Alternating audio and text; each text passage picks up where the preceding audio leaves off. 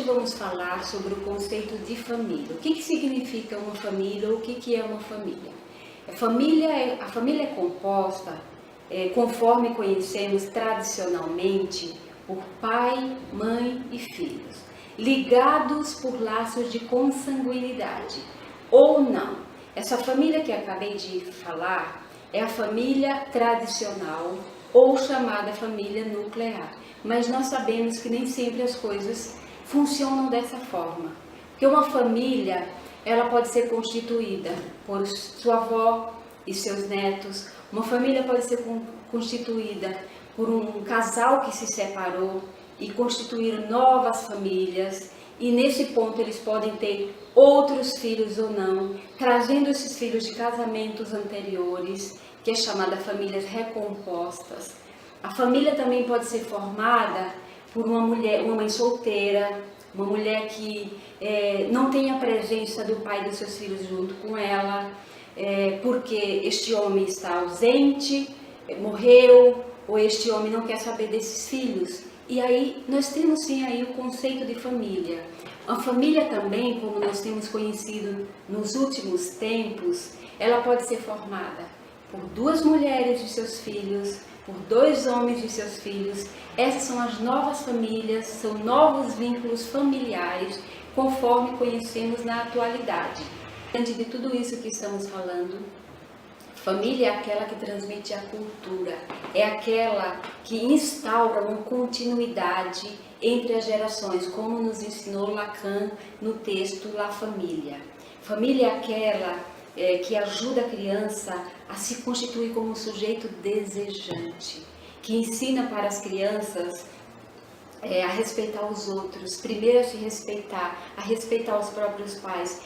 O que nós temos hoje em dia, nós psicanalistas, nos deparado em nossos consultórios, com famílias que não estão transmitindo as regras, nem os valores, famílias que estão acuadas diante dos seus filhos, muitas famílias tiranizadas por esses filhos. Por quê? Porque eles, pais, não cumpriram a sua função, a função de transmitir as regras e as leis.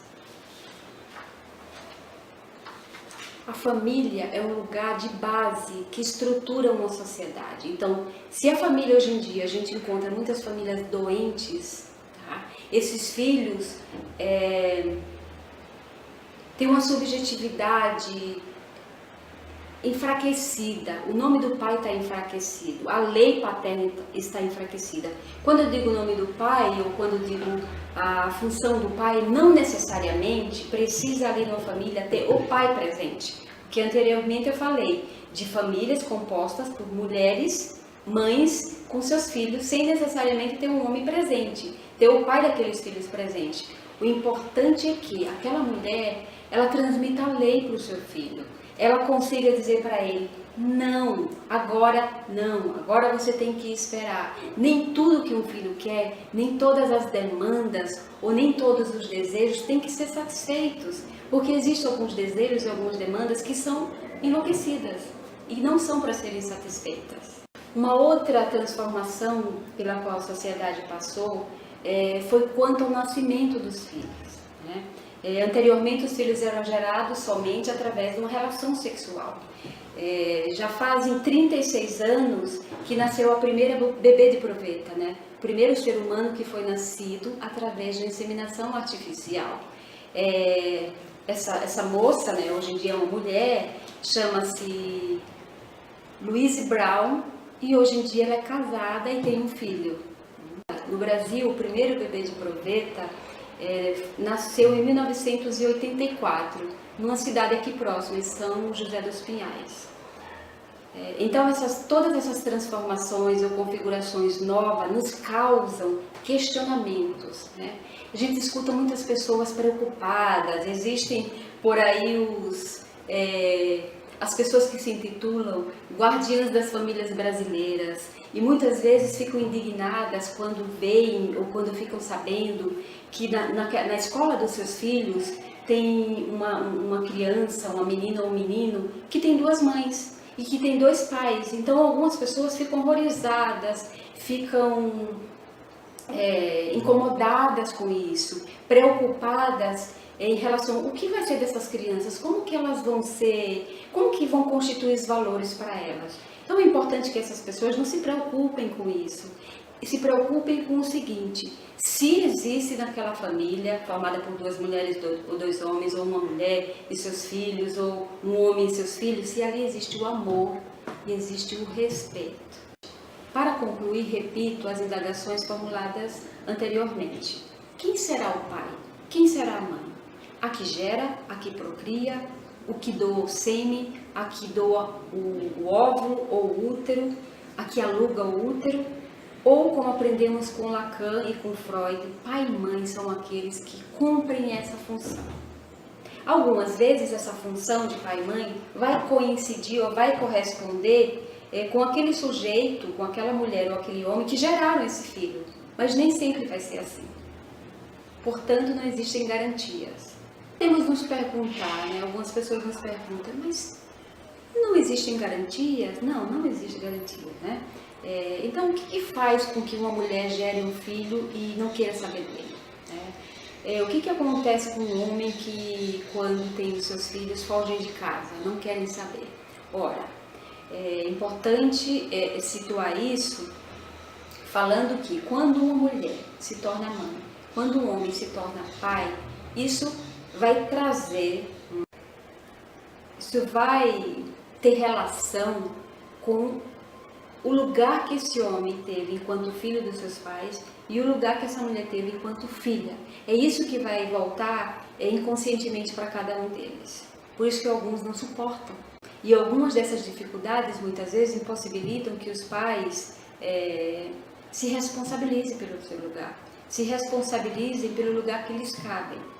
O lugar hierárquico nessa família que vai marcar a diferença entre as gerações. O que vemos hoje em dia muito, e muitas famílias brasileiras e até no mundo, nas mais diferentes classes sociais, são famílias que se comportam como se fosse amigo dos seus filhos, fazendo ali com que exista uma simetria. E na verdade o que tem que haver é uma assimetria, uma hierarquia, senão os filhos ficam à mercê, como eu disse anteriormente, à mercê dos seus impulsos, à mercê dos seus impulsos destrutivos. E esse abandono ou essa dificuldade, ela pode acontecer em qualquer uma das composições familiares. O mais importante então a considerar não é a forma como as famílias elas são formadas, e sim quais são os signos em relação ao desejo, ao amor e ao gozo. E se, porque dependendo desses signos, esses pais terão ou não condições de fazer com que seus filhos se tornem sujeitos desejantes. Para isso, ele tem que reconhecer esse filho como um outro ser e não como um objeto que está ali para satisfazer os seus gozos. É importante, então, reconhecê-lo como os filhos e não como suas propriedades. E isso em qualquer uma das configurações familiares que temos na atualidade. Em outras palavras, é importante e imprescindível que numa família, os adultos que se encarregam das crianças tenham condições de reprimir os seus impulsos, tá? Quando eu digo reprimir os seus impulsos, reprimir, que esses adultos reprimam suas pulsões destrutivas e que possam reprimir as pulsões destrutivas dos seus filhos. Adultos que considerem os seus filhos, respeitem os seus filhos como outros sujeitos. Somente assim, uma mãe e um pai, ou os pais, vão poder fazer com que seus filhos se tornem sujeitos desejantes. Se eles não fizerem isso, os filhos ficarão apenas, ou somente, se eles não fizerem isso, os filhos ficarão como objetos que vão satisfazer aos seus gozos, aos seus desvarios. Isso significa que o interdito do incesto tem que acontecer para toda a constituição da família, para toda a família, seja ela tradicional, monoparental, homoparental ou uma família adotiva ou recomposta.